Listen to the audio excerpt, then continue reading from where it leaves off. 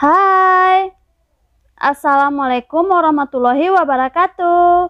Di video ini kita akan belajar tema 4 subtema 2 pembelajaran 4.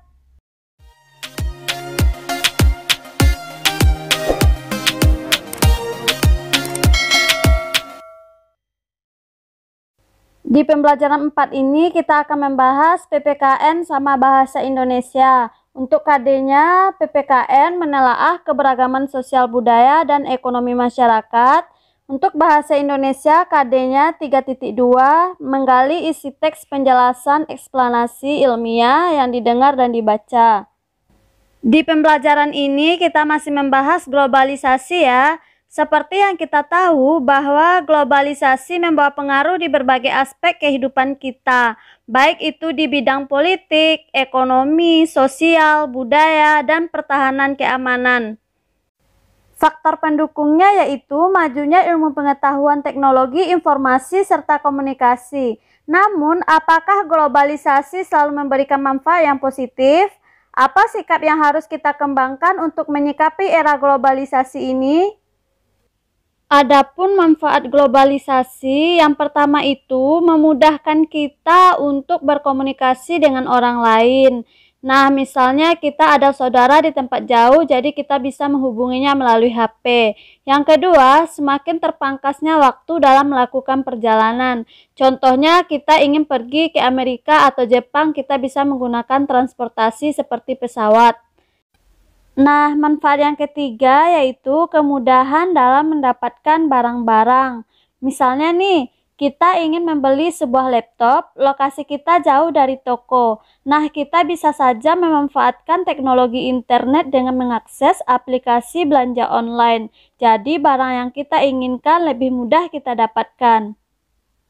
Manfaat yang keempat, mudahnya kita mengakses informasi. Misalnya, kita ingin tahu informasi tentang budaya daerah lain. Nah, kita bisa memanfaatkan televisi, handphone dengan mengakses hal yang kita ingin ketahui. Yang kelima, pasar yang lebih luas bagi produk lokal.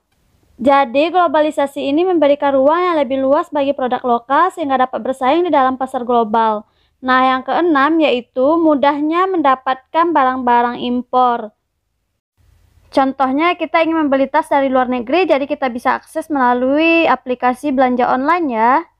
Yang ketujuh, kita mudah menemukan minuman dan makanan fashion dari berbagai negara, contohnya keju dari Belanda ya. Dampak globalisasi, ada dua ya. Pertama, dampak positif dan yang kedua ada dampak negatif. Kita lihat di bidang iptek. Pertama, di bidang iptek ini berkembang ilmu pengetahuan dan teknologi yang dimulai dengan adanya pengenalan terhadap teknologi internet.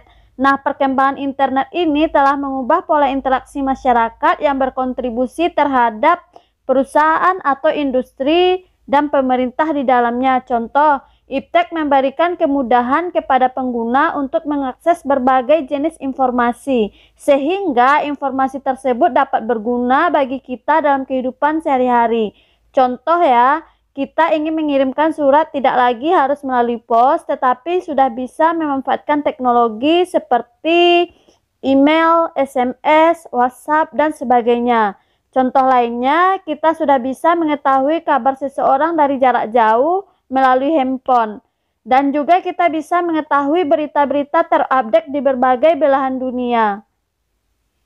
Yang kedua, majunya transportasi. Contoh pesawat terbang merupakan salah satu contoh kemajuan di bidang transportasi. Dengan adanya pesawat terbang, perpindahan arus barang dan orang dari satu negara ke negara lainnya menjadi cepat dan mudah. Jauhnya jarak tidak lagi menjadi masalah kan? Sekarang kita lihat dampak negatif dari iptek ya, atau ilmu pengetahuan dan teknologi. Nah, yang pertama itu tersebarnya berbagai informasi palsu yang kita kenal dengan hoax.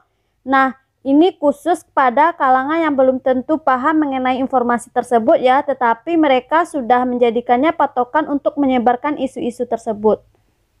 Yang kedua, penyalahgunaan teknologi. Contohnya ada terjadi kasus pembobolan bank, pembobolan rekening, dan sebagainya ya. Nah, ini adalah dampak dari iptek.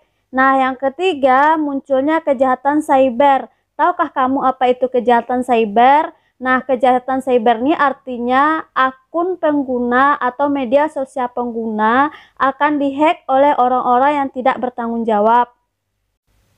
Yang keempat, tersebarnya berbagai konten yang berbau pornografi seperti yang kita temui di media-media sosial ya.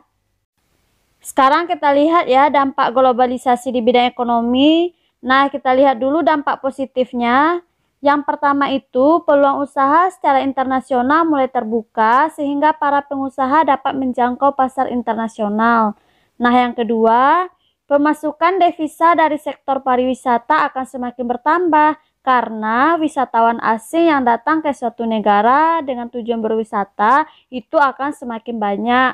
Nah, yang ketiga, terbukanya lapangan pekerjaan karena masuknya investasi asing di mana perusahaan-perusahaan asing banyak berinvestasi serta memiliki cabang di negara-negara yang memiliki biaya produksi yang rendah sehingga tidak jarang perusahaan tersebut memilih negara berkembang untuk tempat investasinya sehingga dengan begitu terbukanya lowongan kerja.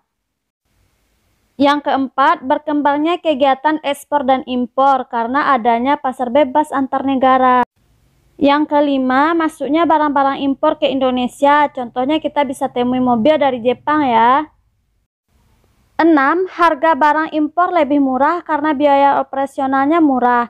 Nah, yang ketujuh, bisnis yang berbasis TIK atau yang dikenal dengan istilah e-commerce dapat mempermudah transaksi bisnis perusahaan atau perseorangan.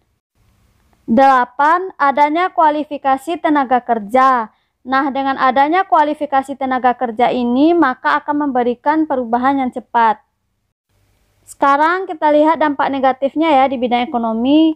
Yang pertama itu terjadinya pengangguran bagi tenaga kerja yang tidak memiliki kualifikasi atau keterampilan yang dibutuhkan. 2. Adanya aksi tipu menipu dalam proses jual beli online yang dapat merugikan pihak. Nah, yang ketiga, dengan jaringan yang tersedia memudahkan orang untuk berjudi online. Yang keempat, bagi orang awam yang belum pernah belanja online, mereka akan merasa janggal ketika mereka harus bertransaksi tanpa tatap muka. Belum lagi khawatir jika barang tidak dikirim. Nah, berarti intinya di sini adalah adanya ketakutan akan penipuan.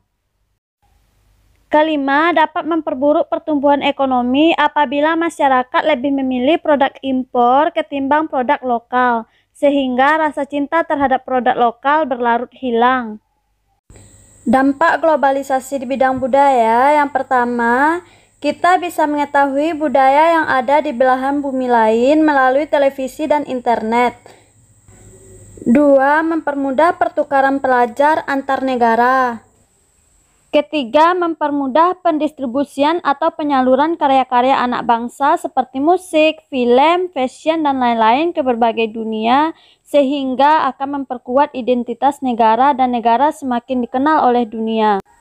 Nah, dampak negatif globalisasi di bidang sosial budaya yang pertama itu terjadinya akulturasi budaya atau perpaduan budaya yang selanjutnya berkembang menjadi budaya bangsa. Yang kedua, membuat sikap menutup diri dari berpikir sempit. Nah, yang ketiga, mudah terpengaruh oleh hal yang berbau barat. Contohnya pakaian ya. Yang keempat, kehilangan arah sebagai bangsa yang memiliki jati diri. Kelima, hilangnya semangat nasionalisme dan patriotisme. Keenam, munculnya kesenjangan sosial dalam kehidupan bermasyarakat. Dampak di bidang politik ya, kita lihat dampak positifnya. Yang pertama, pemerintahan dijalankan secara terbuka dan demokratis. Nah, jika pemerintahan dijalankan secara jujur, bersih, dan dinamis, tentunya akan mendapat tanggapan positif dari rakyat. Seperti jati diri terhadap negara meningkat dan kepercayaan masyarakat akan mendukung pemerintah akan kuat. Kedua, memperluas dan meningkatkan hubungan dan kerjasama internasional. Ketiga, partisipasi aktif dalam percaturan politik untuk menuju perdamaian dunia. Keempat, banyaknya negara yang akan berpartisipasi dalam mewujudkan perdamaian. Sekarang kita lihat di bidang politik dampak negatifnya ya. Yang pertama itu, negara tidak dianggap lagi sebagai pemegang kunci dalam proses pembangunan. Kedua, timbulnya gelombang demokratisasi atau dambaan akan kebebasan. Yang ketiga, adanya ancaman disintegrasi bangsa dan negara yang akan menggoyahkan negara kesatuan Republik Indonesia. Keempat, perbedaan pandangan politik akan membuat masyarakat semakin berani melakukan demonstrasi sehingga seringkali mengabaikan ketertiban dan kepentingan umum. Dan masih banyak yang lain ya. Lanjut ke dampak globalisasi di bidang pertahanan dan keamanan ya. Kita lihat dulu dampak positifnya. Yang pertama, terciptanya kerjasama antar bangsa dalam bidang pertahanan dan keamanan, baik itu regional, bilateral, maupun internasional. Yang kedua, supremasi hukum dan demokratisasi yang semakin baik di suatu negara. Yang ketiga, penegakan hukum menjadi lebih profesional, transparan, dan akuntabel. Yang keempat, menguatnya regulasi hukum dan peraturan perundang-undangan demi kepentingan masyarakat umum. Sekarang kita lihat dampak negatifnya ya di bidang pertahanan dan keamanan. Nah, yang pertama itu menurunnya peran serta masyarakat dalam upaya menjaga keamanan, ketertiban, dan kedaulatan negara. Yang kedua, tuntutan masyarakat kepada pemerintah semakin tinggi, bahkan mengajukan tuntutan tersebut dengan cara anarkis yang dapat mengganggu stabilitas negara. Nah, yang ketiga, penggunaan teknologi oleh pihak-pihak tertentu untuk melakukan tindak kejahatan yang berpotensi mengganggu keamanan, ketertiban, dan kedaulatan suatu negara.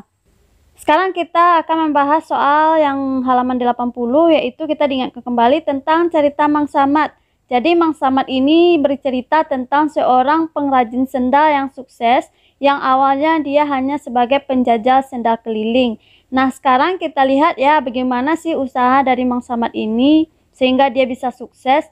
Nah, dulu awalnya dia belajar dari pengalaman pembeli. Misalnya pembeli itu dia lebih suka bentuk sederhana tapi berkualitas dibandingkan banyak gaya tetapi tidak berkualitas. Nah, jadi dia belajar dari itu, akhirnya dia membuat sendiri sendalnya dan kemudian dia mempertahankan kualitas sendal tersebut. Nah, sekarang kita jawab pertanyaannya.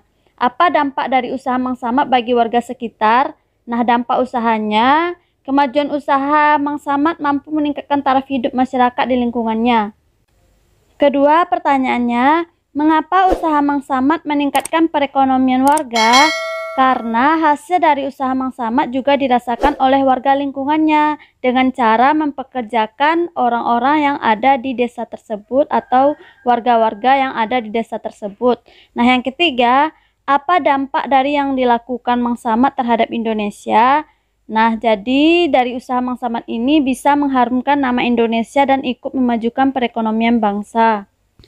Pertanyaan keempat, mengapa usaha Mang Samad dapat memperkuat perekonomian bangsa? Jelaskan. Karena dari usaha Mang Samad itu membuat ekonomi warga di lingkungannya meningkat. Selain itu, kegiatan ekspor dari usaha Mang Samad juga akan menyumbangkan pemasukan devisa negara. 5. Mengapa usaha Mang Samad bisa mengharumkan nama Indonesia? Alasannya karena usaha Mang Samad ini bisa menembus pasar mancanegara. Hal ini bisa mengharumkan atau memperkenalkan nama Indonesia dan Indonesia akan semakin dikenal dunia. Keenam, sikap berbagi apa yang bisa kita contoh dari Mang Samad? Sikap yang bisa kita contoh yaitu dia memberi pekerjaan kepada orang yang ada di sekitarnya. Video ini berakhir di sini dulu ya. Tunggu video selanjutnya. Terima kasih ya.